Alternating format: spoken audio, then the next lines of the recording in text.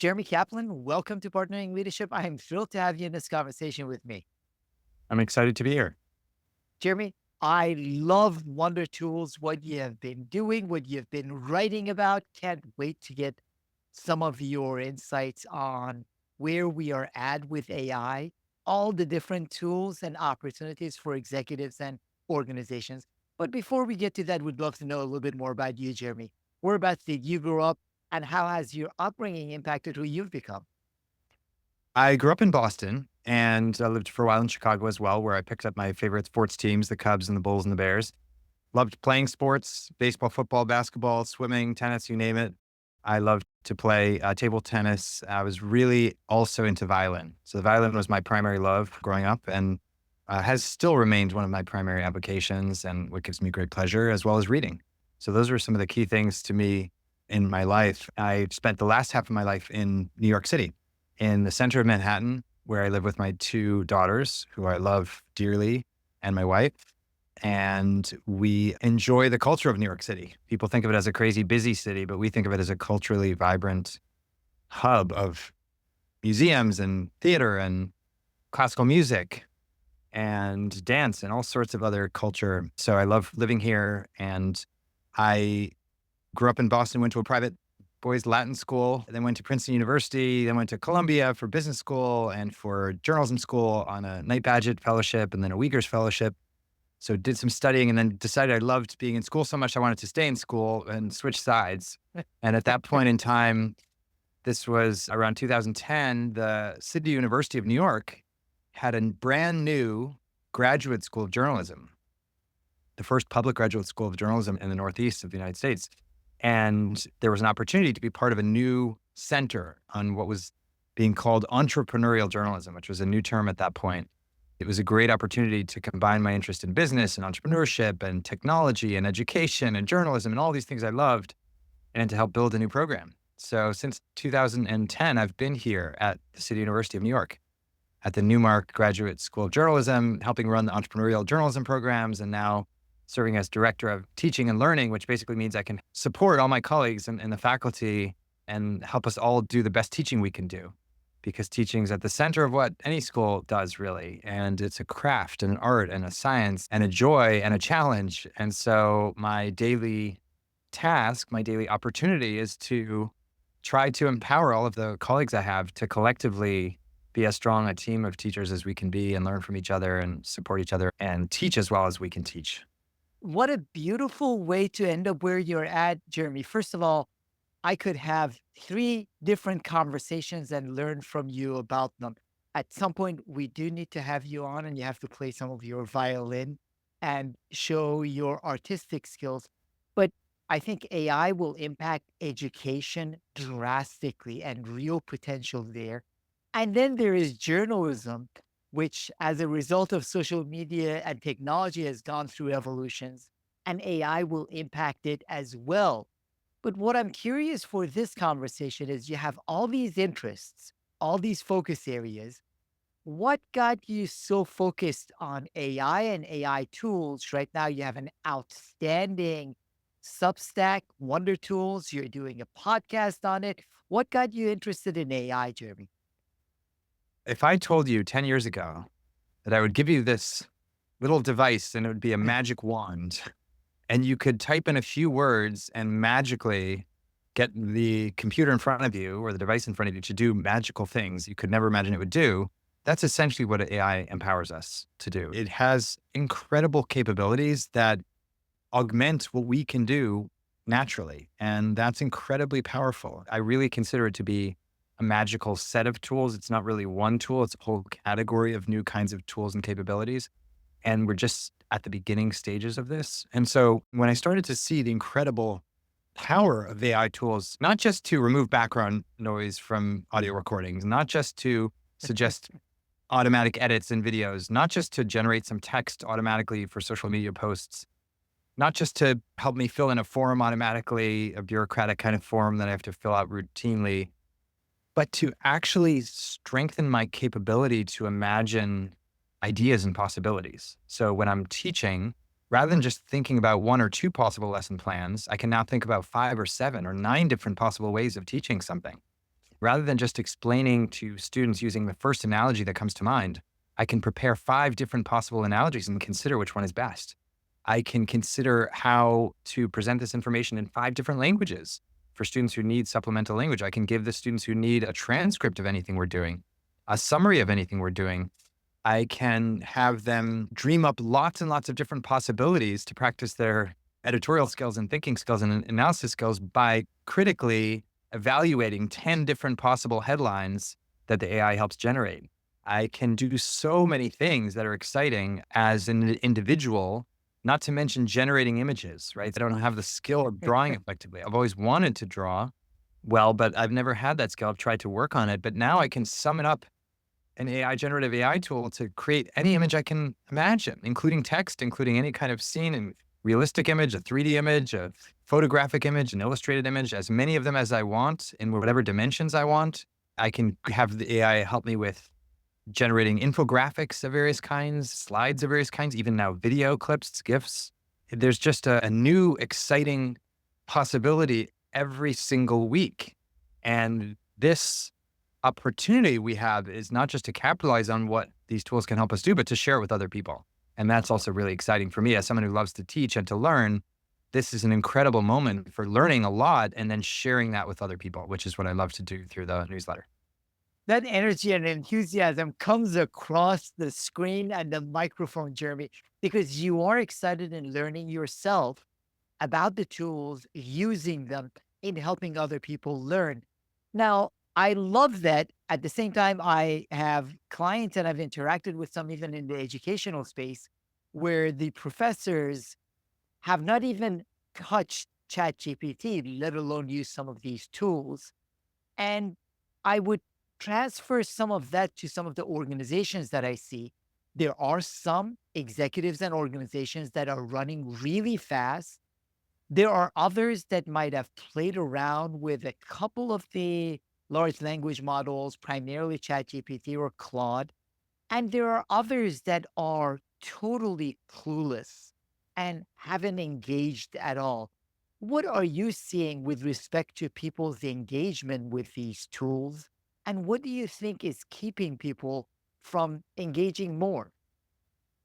People are swamped with all of the responsibilities they have in their professional lives and their personal lives in the world that's chaotically flowing around them, right? We have so many responsibilities. We have so many meetings. We have so many emails, so many tasks, so many Slack messages, so many documents, calendar entries. We have so many things that are just coming at us, right? Day in, day out. Wherever you live, if you're in the digital world in any way in your work, you're seeing all of this information pour at you day after day. And as a result of that, many people, I'm generalizing here, of course, because many people may be completely calm and at ease and in a Zen mode. But more often than not, the people I encounter are struggling to cope with all of that and to manage all of the existing information flows that I just referenced, let alone adopting a whole new set of tools, a whole new set of capabilities. So I think part of it is just bandwidth, limitations and bandwidth, the available time, energy, focus that people have to adopt, to explore, to experiment with something that feels very new and different, and it is.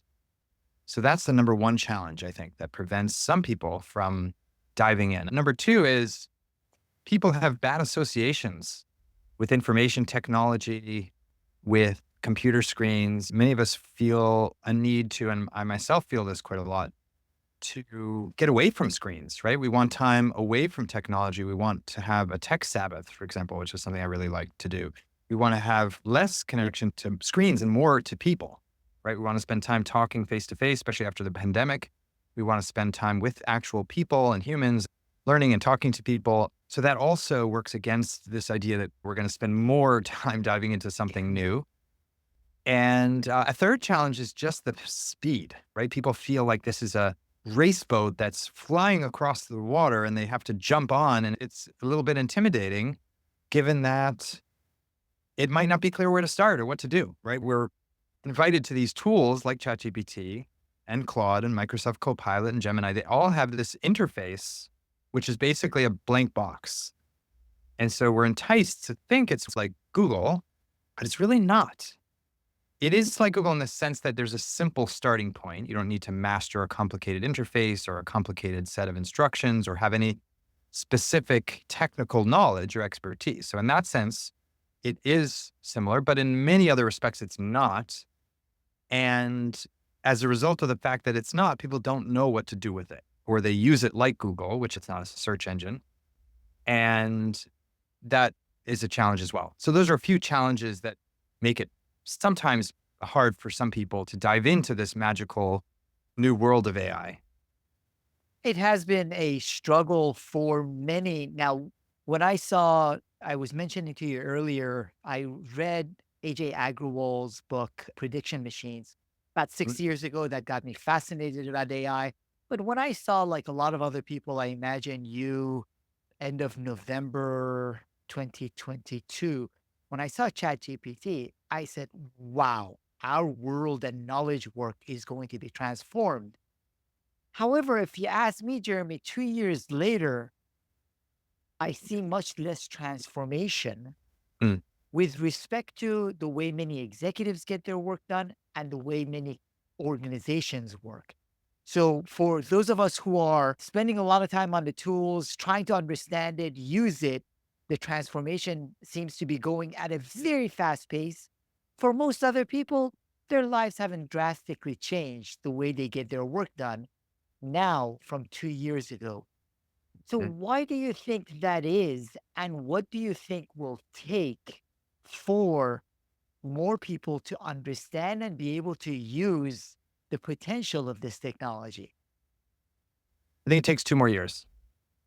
So if we look back at the history of technology, recent history of technology, typically the adoption cycle requires a few years for people to really understand the capabilities, for the UI, the user interfaces to develop a little bit so it's clear what people are supposed to do, how they can do it. The technical hurdles are surmounted a little bit. The user education happens, the literacy grows. So I think we're about 2 years away from that kind of mass adoption where we all essentially are using AI tools much of the time for much of our work in the same way we're using the internet or the same way we're using various social platforms or we're using mobile devices.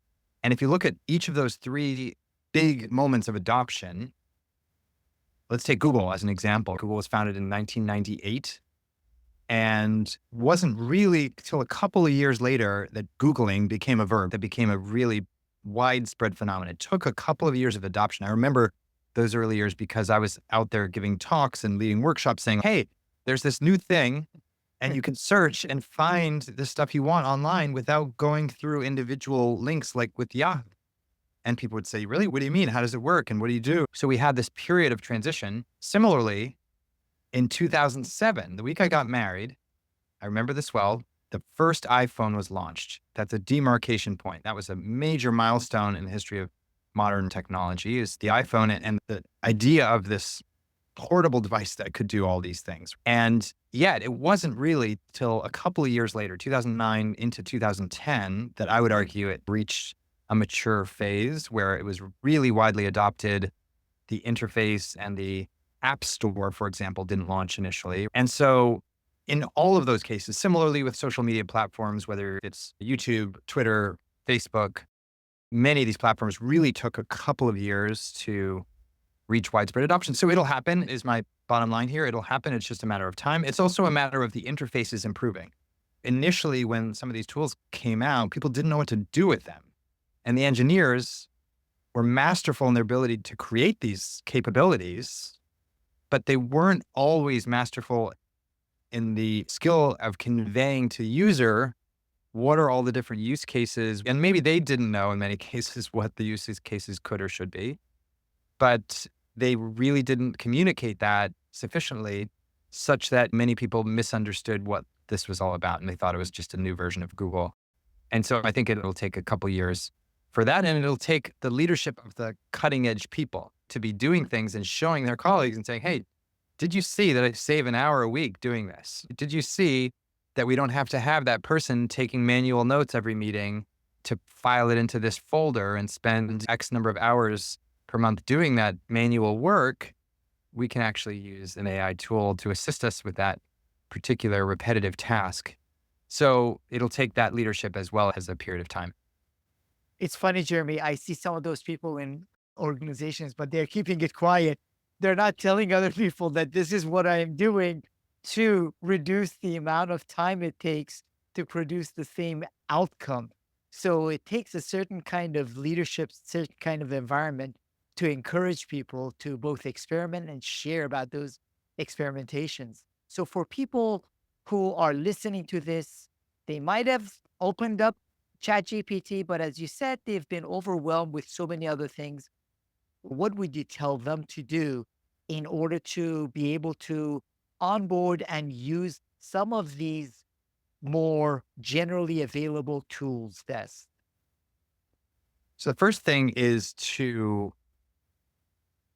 ask for reverse interview, but you want to get the AI to interview you rather than interviewing it. You basically give it a little bit of a context and what you're focusing on and what you're interested in. And you ask it to interview you basically to elicit your own insights. A lot of times people assume that what we're trying to do is extract from the computer some kind of knowledge. But actually, what we really want to do is use the computer to extract knowledge from ourselves. Because sometimes we need that guide, that nudge, that assistant to pull that out of ourselves. So that's the first thing that people can try. Second thing is to basically think about providing a starting point, something you're thinking about, something you're working on, and something where additional perspectives, ways of looking at this question or this opportunity would be helpful in augmenting what you can do. So, for example, we use a step ladder or a crane to reach things that we can't reach with our human hands. It expands our capabilities physically. And we can use the AI tools in that manner. So we can say, this is a topic I'm exploring. One of my projects for 2025 or 2026 is going to be to do X, Y, and Z, right? And I'm really interested in reaching goals A, B, and C. And the key outcomes are going to be F, G, and H. And I'm going to really want to address these three questions. And the AI can be really helpful then in answering or kind of giving you guidance on what are 5 different creative approaches to these questions, or what are 5 perspectives I could take? What are 5 lenses through which to see this opportunity? What are 7 core questions I should be considering when I'm facing this decision? So essentially giving the AI space to expand the realm of my own thinking. It's not giving me the answers per se. It's giving me some of the questions, some of the possibilities, so that I'm using it as an assistant, as an underlord, not an overlord, to use the language that Descript uses for the AI multimedia editing. You are the overlord. It is the underlord. It is assisting you. It is guiding you. It is giving you some nudging questions. A third common usage you can use early on is to give it some text that you're writing. All of us, no matter who you are and how far you are on your writing journey, almost all of us are doing some kind of writing. We're writing our own presentations, we're writing our own emails, we're writing documents, we're writing reports, we're writing all sorts of different stuff, speeches, whatever we might be writing, scripts. And we all can continually improve our writing. There's no one who has reached the state of perfection as a writer. It's a craft, it's an art that we can always continue improving on, expanding our possibilities and ideas. And so we can use the AI to give us some of that feedback, some of that objective, neutral, instantaneous, actionable, constructive feedback. And we can direct it to give us the feedback that's useful for us. So it's like having a coach that you can tell exactly how to coach you. You can say, give me questions to answer that my piece of writing hasn't answered. Give me a blind spot that a critic might say, I've missed. Give me a section of this text. Tell me about a section of the text where it's a little bit boring, or where the language is a little bit bland, or my verbs are passive, or I've repeated the same words or phrases, or is an idea of one of the sections of this where it would be great to have an anecdote, or where adding additional supporting evidence would be helpful in strengthening my argument. So you can give it some direction, or you can use an AI tool that already has some of those pre-cooked kind of instructions and prompts, like Lex.page is an example of that, which is an AI tool made for writers that has some pre-cooked prompts in it already. And then the AI will become your assistant, in this case with a writing process, regardless of what it is you're writing. Could even be you're just writing social media posts. And again, I want to emphasize here, it's not doing the writing for you. In this case, it's giving you some feedback on your own work and helping you strengthen your own skills, empowering and augmenting you as a human, not replacing you. So those are 3 initial uses. There's many others, and we can get further into other use cases as well. I love the examples that you share, Jeremy, because I find as I interact more the way you talked about it, or I get some executives to do that same thing, it expands our thinking. So it's not producing the end outcome of what we are looking for necessarily. It's a cognitive sparring partner expanding the Mhm. way we look at whatever it is.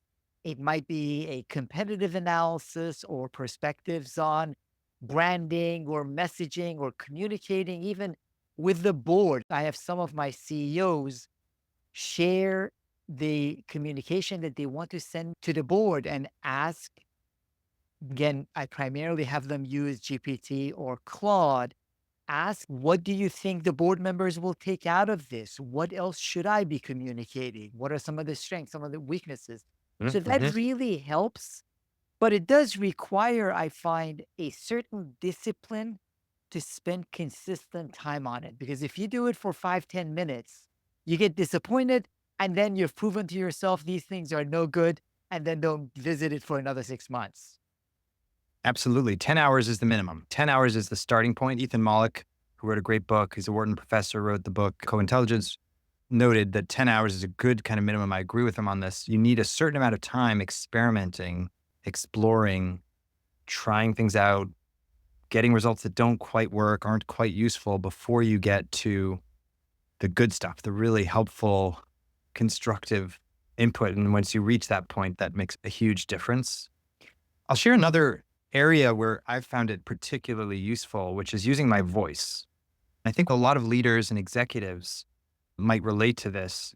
There are many of us who think out loud, and by talking, we think through our ideas, particularly if you're a kind of person with charisma, which many leaders are, executives are.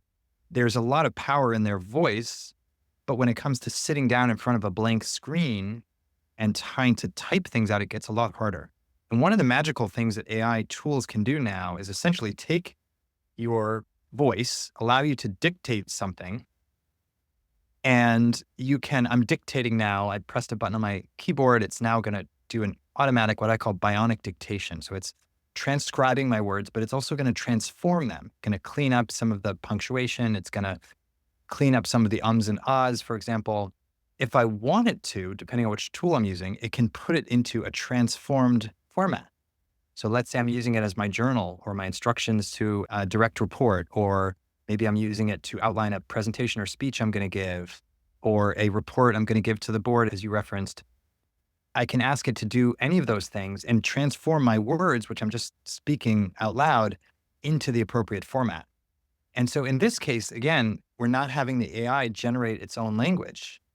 It's basically cleaning up my language, reformatting, reorganizing my own language, and enabling me to do more of and be better at the things that are already naturally my capability. So again, it's an augmenting kind of technology, a supporting and assisting technology, not replacing me, not writing the report for me in those cases.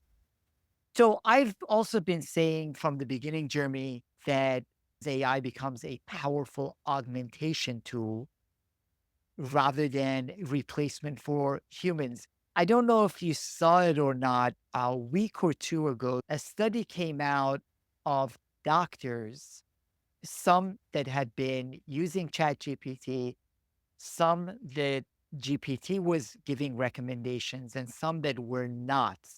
Mhm. The best recommendations were actually the ones that GPT had produced without a doctor, because in many instances, the doctors were unwilling to accept the thoughts that GPT was augmenting them with. So I don't know if you've seen that study or not, Yeah. but it made me think, wait a minute, we're talking about the power of AI and augmentation. It sounds like, at least in this small subset of individuals, AI was not augmenting because the humans were overriding the AI's augmentation and recommendations. I have seen that. And I was struck as well by the idea that our reaction or our use of the AI responses is as important as the AI responses themselves. So that's really an interesting insight. In this case, we're talking about a specific context, which is a sort of context of judgment and decision making under uncertainty. And this is a case where humans are notoriously limited in their capabilities at making decisions under uncertainty and are subject to all sorts of biases and heuristics. My mentor and thesis advisor, Daniel Kahneman, wrote about this. Is we tend to fall back on these heuristics like a recency bias, something that's most recent in our mind. If and it could happen to a physician or someone in any field, something that's most recently in your mind is going to have a heavy influence on your judgment, whether or not statistically speaking, that's a common occurrence and most likely to be, in a Bayesian sense, the base rate, the most relevant phenomenon to be thinking about. So this is a case where AI is able to, at least in some instances, provide some analysis that can be polluted as it might be by human judgment errors or heuristics that are problematic that humans tend to fall prey to. So I think that there is that kind of subset. One other thing I would say is that increasingly we can use more advanced versions of AI that are trained on data that we've provided, insights that we've provided, our writing, our insights, our examples. I'm thinking of tools like Claude projects, in particular, Notebook LM, Perplexity Spaces, even custom GPTs from ChatGPT. These are all instances in which we can essentially provide documents, examples, data, cases that allow the AI model we're working with to focus on a particular subset of information and to use that information to inform and provide context for the answers that it gives us. So that's a case where we can have the best of both worlds. We can have some AI engine power in forming the language that is effective language based on billions and billions of instances of language that it's analyzed. But we can also ground that in our own information, our own context, our own style, our own set of preferences and judgments and so forth. And I think in many cases, that is ultimately where we're moving towards, so that we won't be using generic AI just from a blank starting point, but rather AI that's been grounded in our perspective or our approach. In some cases, that may be problematic. If it's a bad actor who's trained the AI with negative examples or problematic or unethical kinds of uses, that can be problematic. Or if it's somebody who is getting the AI just to parrot something manipulative or whatever. But in most cases, when people are using it for positive purposes, it'll be very helpful to have the AI that knows your style, knows your preferences, understands the context, understands what's relevant. For example, if you're a teacher, understands what age you're teaching, understands your style of lesson plans, understands your learning objectives, understands the common core objectives you might be having as part of your context, or whatever your field is, right? The similar set of rules and guidelines, company policies, corporate manual of rules and regulations, and so forth. And that's where I think you get a really great opportunity to capitalize on the relevant information that we as humans have, but to power it with AI's capabilities. You actually went to where I wanted to take this, where beyond that initial interaction as a cognitive sparring partner, the opportunities, whether with Claude's projects or Notebook LM, 11 Labs now has put on a more customizable. It's incredible how fast these things move. A month ago, I thought Notebook LM was going to revolutionize, and it did. And now 11 Labs comes out with a better version of it a month later. But what you can do, in essence, is customize the knowledge base that you are interacting with, which ends up becoming more powerful. How else can people who have spent the 10 hours, are using it as a cognitive partner, what are the types of areas, functions within the organization, and roles, tasks that are performed, things that lend themselves at this point best to use of different AI tools, Jeremy? Yeah, I'll share a few thoughts on that. One is planning. So we can create a Claude project and essentially give it some of our objectives, our operating context, and have it help us think through a plan for Q1 based on these objectives. We can even tell it the different role players we have, the stakeholders we have. We can have it essentially help us start to put together the skeleton of a plan, including communications, milestones, goals, possible hurdles, strategies for overcoming those hurdles, including the necessary communications internally to and achieve those goals. So planning and thinking through the steps that we need to take along the way so that we don't miss something. A lot of times planning falls short because we've left something out. We've forgotten to consider something and we haven't fully analyzed possible ways that things could go wrong, or we've left out a person or an aspect or a part of the goal or one of the challenges or one other contextual element. And so it can help us be more comprehensive in our thinking about planning, and it can help us do that very efficiently so that within a half an hour or an hour, we've got an exhaustive, detailed plan for Q1, and it includes all the different elements we want. So I think it can be tremendously helpful in that. And that can be a single player kind of thing, or it could be collaborative. So with Perplexity Spaces, for example, you can have a handful of people who are collaborating on that space and that project essentially and have access to it and can benefit from it and share it. Or it could be a solo project for an executive or for someone that's a direct report who's managing that. Another area is specifically in the realm of communications, right? There's so much communications we need to do internally and externally. And the AI can really help with that in so many different ways, from using tools like Gamma or Beautiful.ai or Pitch, which allow you to create slides with AI's help much more efficiently. Or if you don't want to have the AI create the slides, it can just help you improve the slides, clean up the old death by PowerPoint bullet point slides and turn them into something really elegant, informative, persuasive, powerful, and visual without having to spend a lot of money hiring someone or spend lots of hours doing that. And we can get the AI to generate many possibilities and just choose one. So we're still having agency in that process. And in addition to the slides, we can have it generate images representing our vision, representing our posters with the phrases that are core to our Q1 projects or whatever, or images that will go in our newsletter or go on our internal communications or whatever we're creating. Generating text. We have an email we're going to send out to people, but we want to make it a little funnier. We want to make it a little lighter or more human. Maybe that's not our skill and certain executives are better than others at this. And the AI can really help with that. It can give us 3 different possibilities.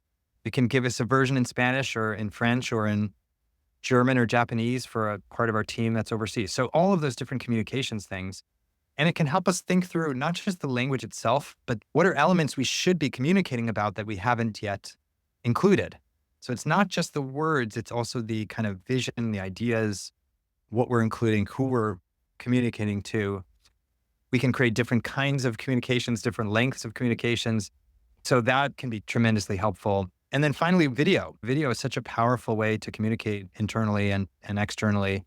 It used to be that we needed a video team, massively expensive software and training and lots of resources. And now we can use new AI tools and platforms to create video really efficiently, quickly, effectively, and engagingly.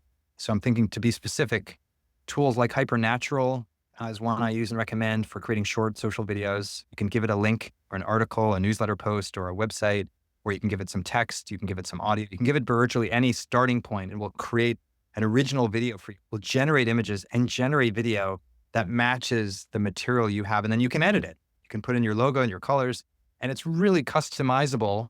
So again, you retain agency, but it's very fast. It's very efficient and it's very affordable.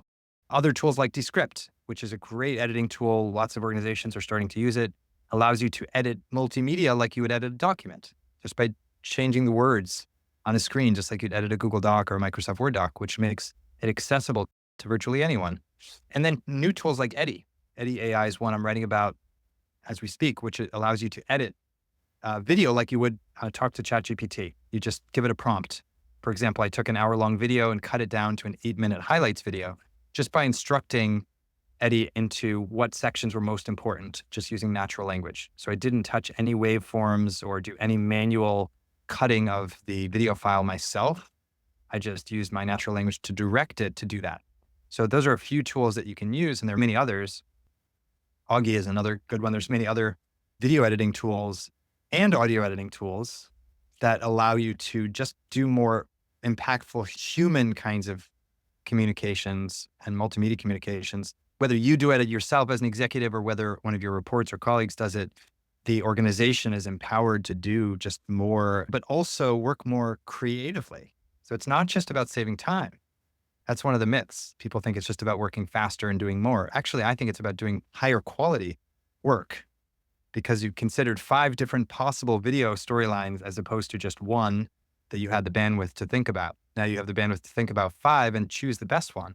And same with any of these other things that you're exploring, you're able to choose from a wider range of possibilities, and therefore the quality increases, the impact increases, and the ROI increases, and so forth. So I'm very excited about the potential for people to empower their workflows individually and as teams. What outstanding list of recommendations, Jeremy. Couple of thoughts about it. One, you were talking about getting feedback. I find it interesting that as humans, when we want to give feedback to each other, and I have worked over the years with managers and executives giving feedback, soliciting feedback, it's very hard. We take it personally. Even when people do it, take it personally. But when people get the feedback from AI, they don't take it personally. So you can ask the AI to be as critical as possible. AI can be totally critical and people don't take it personally. So there is value in that. One of the tools you mentioned is Gamma. Most of the CEOs I know still have someone in their PR or marketing department generate their PowerPoints. And one of the CEOs I'm working with a couple of weeks back was doing a presentation to a board. And I hate these PowerPoints that are bullet. I put it in Gamma, and within 10 minutes, I sent them back this beautiful presentation, and his mind was blown. And until people actually use these tools, they can't visualize the opportunity, the potential.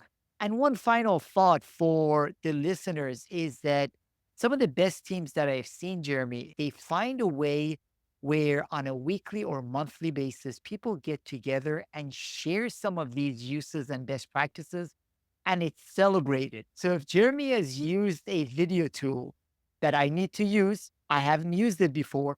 Jeremy talks about it. Mahan becomes curious and then he goes and experiments. And everyone says, "That's awesome, Jeremy. Thanks for sharing it." As opposed to Jeremy doing it on the side. Maybe he gets his work done, but the other people don't benefit from it. So part is the experimentation. The other part is making sure everyone shares those successes so more people in the organization can benefit from the tools as well. Absolutely. I think it's a great idea. I think having a sandbox that you play in collectively and share, having a beta and booze kind of thing where you get together over drink and talk about what each other is doing or over pizza at lunch. People learn from each other much more than they learn from an outside person coming in and saying, here's what to do. And so anytime you can get your colleagues to talk about what they're doing, it's really powerful. And you need to make a space for that because people are so busy in their own lane doing their own thing. There's a reason why Bloomberg and Apple and these companies have those collective hallways, right? They have food in the shared spaces so that people bump into each other. And it's not just for that, hello, how are you conversation. It's how are you solving this problem? What are you exploring? What's new that you're using? And we need to foster more of those conversations, whether through a physical space that they share or these community events, right? Community managers within organizations are super valuable for those that are able to have them because they do convene people and they draw out people's insights to share with one another. And those just don't happen necessarily by themselves. They really do require, I agree with you on this, they require that extra effort of getting people together. And there is a little bit of a stigma around AI. It's a little bit like a sex ed kind of thing. People don't necessarily want to talk about it. It sounds a little dirty or naughty or bad. Maybe I shouldn't be using it. And certainly there are bad uses of it, just like there are bad uses of any technology or any tool for that matter. You can burn something down with fire. You can cook something. You can use the phone to call in a bomb threat, or you can use the phone to console a friend, and you can use AI constructively or poorly. And so people are often focusing on the plagiaristic uses or the negative uses, problematic uses of AI. And what I think we need to get people to do is to open up around the positive uses so that we take it from the shadows, something people don't talk about, but they do quietly and on their own computer a little bit, and bring it out more into the open where we can share, okay, what's working, what's not, which tools work for our organization, which ones maybe do not, because there are dozens of tools every week that are emerging. So part of the conversation is going to be about which of these tools is most relevant for us, because we don't need all of them. In Wonder Tools, I write about basically one thing, one primary thing a week. And over time, that's a lot of different tools and possible applications and platforms. But for most people, you don't need all of them, right? Just like you go to the grocery store, you don't need one of everything. You just need a few items to feed your family, right? And so, same thing with tools. You just need a few of the right tools that resonate for you. And picking them requires a little bit of collaboration, a little bit of understanding what the needs are and talking with colleagues and learning from one another. And we do need more of that human side as well. One of the things I find, Jeremy, is that it's beneficial if the executives, rather than experimentation for the sake of experimentation, to think about things that are either of highest value in their roles. It might be strategic thinking and planning, or might take the most time. For a lot of CEOs that I interact with, it's the communication with the board, clarity of Mm. that communication. So to use AI tools to make their lives easier in a space that would drastically benefit them. It's not just for the fun of it, it actually has a significant impact for them. So, one area I would love to get your thoughts on tools as well is on productivity. I get a lot of emails and questions with people saying, okay, I've seen these different AI tools. Are there any that can help me become more productive? Where at the beginning of the conversation, Jeremy, you talked about the overwhelm a lot of people are feeling, and that's Yes. absolutely right. Are there tools that can help with productivity and that overwhelm? Yes, there are, starting with email. So most of us spend at least 2 hours a day, all told, on email. Many people spend more. Some people occasionally spend less. We spend a lot of hours on email and we get hundreds of emails every week. And we send, in many cases, more than 100 emails a week. And that takes a lot of time. There are new tools that apply AI to our email in helpful ways. The top one in my book is shortwave. Another one is superhuman. And what shortwave does very well is allow you to use natural language to find things more easily in the voluminous collection of emails that we have. The built-in email in Gmail, for example, does not actually work very well unless you know the exact keyword. And sometimes you're barraged with 50 emails that match that keyword and you can't find the real one you want. So there's a huge amount of time lost in companies, a lot of research on this, not being able to find emails. Shortwave helps with that dramatically. It also helps with summarizing email messages, finding collections of emails that refer to a certain topic and summarizing them into one simple place. So it's very useful for that and just generally makes email much more efficient. I think email products in general will have more AI built in the next couple of years, but Shortwave is leading on that. Another is on the search side. So on the consumption side, we're finding information and then we're consuming the information. When we're finding information, we often use Google. And Google is a wonderful company and broke many barriers and has done tremendous work. But it also basically dumps hundreds of links at you when you do a search, right? And you just have to crawl through them. It's like you go into a library and they just said, oh, it's over there somewhere, and look at that huge stack of 100 books and you'll find something somewhere. Perplexity, on the other hand, says, okay, what are you really trying to get at? Lets you put a multi-part query with complex set of details, and then it gives you a concise summary, like a presidential brief. And for executives or leaders or people who are very short on time, this is immensely useful in getting up to speed on anything. It could be consumer patterns of behavior in a particular region. It could be some international trend on some other sector. It could be really anything. And it's using search technology, but then AI to understand your query, AI to summarize your query, and it gives you the citations. So this is the key factor, is the citation. So it's not ChatGPT or any other AI model just hallucinating and making stuff up. It's actually drawing material from specific sources and citing those sources. And that is a huge time saver for anyone who's looking for information. And on the consumption side, if we're listening to podcasts, for example, I know a lot of executives listen to podcasts, and Snipped is one I highly recommend. It's an AI powered podcast tool that lets you summarize. It summarizes for you essentially all the podcasts you might subscribe to.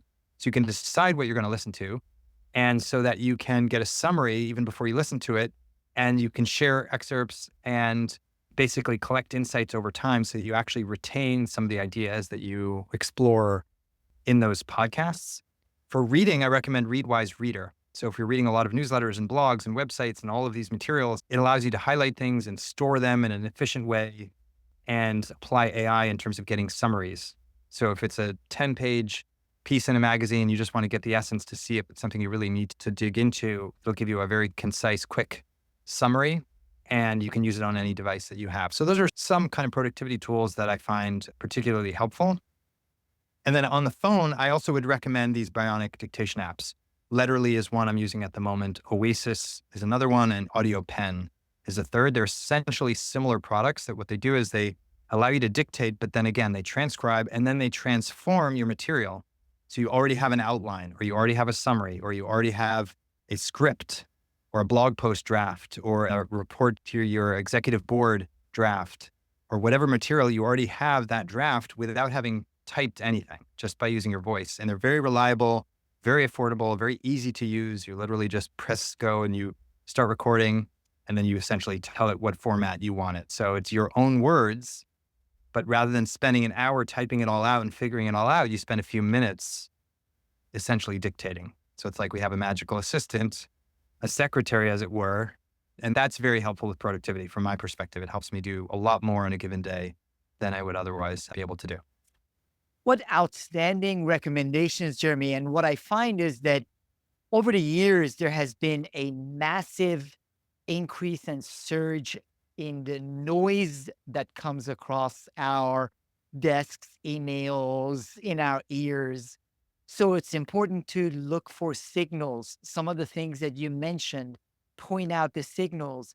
And one of the things I absolutely love about what you have done with Wonder Tools is the signal that is in there where you are looking at the tools, you're looking at the application, you're making the recommendations in a way that transfers and translates to the users, not just people who might understand or be curious about the technology.